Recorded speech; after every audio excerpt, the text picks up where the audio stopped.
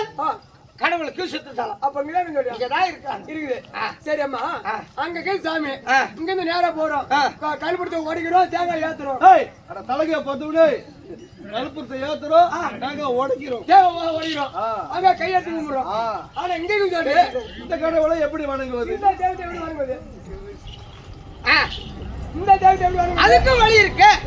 இந்த மாசத்த வஸ்துக்கு மாணிக்க குன்றுக்கும்,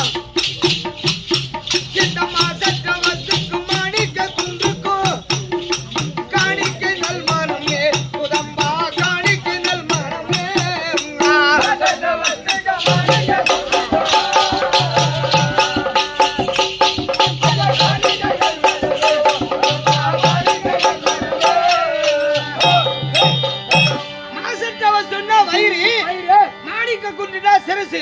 நடுமத்தில் கை வைத்து அத்தா மகமாரி தாயே, எங்க ஊர் மக்களுக்கு எந்த விதமான குறைபாடும் இல்லை.